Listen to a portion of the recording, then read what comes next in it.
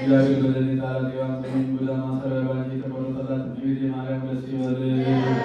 እግዚአብሔር ደመና ተጭኖ መጥቶ በማኅፀንሽ ያደረ እመቤቴ ማርያም ደስ ይበልሽ። ነቢያት ቅዱሳን መላእክት አድረው የሚኖር ከአንቺ ተወልዶ የተገለጸልን እመቤቴ ማርያም ደስ ይበልሽ። ከአብ ከመንፈስ ቅዱስ ጋር የተሰገደለት ቃል የሚባል እግዚአብሔር ባንቺ ባሪ ከአንቺ ወለድ ዘንድ የወለደሽ እመቤቴ ማርያም ደስ ይበልሽ። እኔ ለምእመናን ወንጌል እናስተምርለት የጌታ እናቱ እመቤቴ ማርያም ደስ ይበልሽ። ከወለድሽው በኋላ ማኅፀንሽን ሽታ የለወጥ አድርጎ የጠበቀሽን አማኑኤልን የወለድሽ እመቤቴ ማርያም ደስ ይበልሽ። ማኅተምሽን ሳይለወጥ ንጉሥ ክርስቶስን የወለድሽ እመቤቴ ማርያም ሰላምታ ይገባሻል። መድኃኒታችን በመውለድሽ እናትን አግኝተሻልና እናትን አገልጋይ ተብለሻልና እግዚአብሔር ባሪያሽን ባሪያ አድርጎ ባለሟልነትን አግኝተሻልና እመቤቴ ማርያም ሆይ ሰላምታ ይገባሻል። ከምንወደው ስም ከሚወደድ ልጅሽ ኃጢአታችንን ያስተሰርይልን ዘንድ ለምኝልን።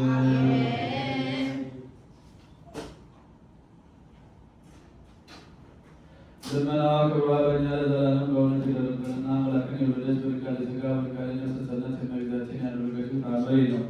በአራቱም ማዕዘን የነገሠ ሰው ሁሉ የተገዛለት ነገሥታት ሁሉ የታዘዙለት ኃያላን ጽኑዓን ሁሉ የተዋረዱለት ክቡር የሚሆን ገናና ንጉሥ ነበር። አዋቂ ብልህ የሆነ በሁሉም ዘንድ የተወደደ ነበር። ሰዎችም እርሱን ከመውለዳቸው የተነሳ ወደ እሱ ተሰብስበው አንተ ዛሬ ገናና እንደሆንክ በአራቱም ማዕዘን ሁሉ እንደነገሥክም ስልጣንህም ጽኑ እንደሆነ አንተ ታውቃለህ አሉ። እነሆ ሁላችን እንወድሃለን፣ እናከብርሃለን፣ እንሰግድለትም እንወድሃለን፣ ለስምም እንገዛለን። እሱም ይህ ሥራ ለእኔ አይገባኝም ብሎ መለሰላቸው። እኒህም በነገራቸው በምኵራባቸው ይዘው ተከራከሩ፣ ዘበቱበትም። ከዚህ በኋላ በልቡ አስቦ እኔስ ፈራሽ በስባሽ ሰው ነኝና እንደ ልዑል እግዚአብሔር ይሰግዱልኝ ዘንድ አይገባኝም አለ። በልቡናው አዝኖ የሚሠራውን አጣ። ከዚህ በኋላ በዚያች የመንግሥት ሀገር ውስጥ ወደምትኖር ስሟ ሳቤላ ወደምትባል ንጽሕት ደግ ብልህ ወደምትሆን ሴት ላከ። ቀጠሮው በደረሰ ጊዜ በቆይታ ወደ ማደሪያው ወስዶ ሰዎች እንደዘበቱበትና የነገሩትን ሁሉ ነገራቸው። እስከ 3 ቀን ድረስ ታገሰችና እኔ የሚደረገውን ሁሉ እነግርሃለሁ ብላ መለሰለችለት። ስለሚያደርገውም ነገር ሁሉ እግዚአብሔርን ስትለምንለት ሰነበተች። በሦስተኛውም ቀን በመንፈቀ መዓልት በሰማይ መካከል ፀሐይ ቆሞ ራእይ አየች።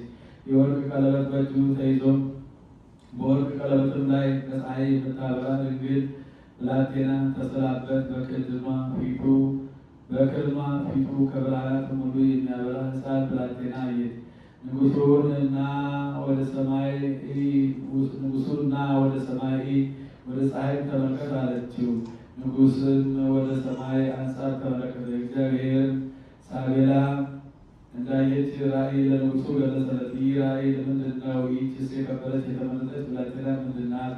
በክንዷ ያለ ትንሽ ልጅስ ምንድን ነው አላት። ነቢይትም ይህችን ድንግል ብላቴና ሰማያዊት ታቦት የምትሆን እመቤታችን ናት። በክንዷ ያቀፈችው ብላቴናም የምድርና የሰማይ ንጉሥ ጌታችን ነው አለችው። ይህን በነገረችው ጊዜ ዳግመኛ እሷ መልሳ ለገናንነቱ ስግደትና መገዛት የሚገባው ይህ ነው አለች። ንጉሥም ለእርሱ ያቀርቡለት ዘንድ የሚገባው ቁርባንና መስዋዕት ምንድን ነው አላት። ነቢይትም ከእንስሳት ወገን የሚሆን መስዋዕት አይሻም፣ ጥሩ መስዋዕትን ንጽሕናንም በጎ መዓዛንም ይወዳል እንጂ አለችው። ንጉሥም ያን ጊዜ በማደሪያው ውስጥ መሠዊያ ይሠሩ ዘንድ አዘዘና በመሠዊያው ላይ ሰዋ። የተመረጠ ጥሩ ንጹሕ ዕጣንም ይዞ አቀረበ። ሰማያዊ ምጽዋዕም አለው። ያም ምጽዋዕ በሮም አገር እስከዛሬ ድረስ ምጽዋዕ ሰማያዊ የተባለ ይኖራል።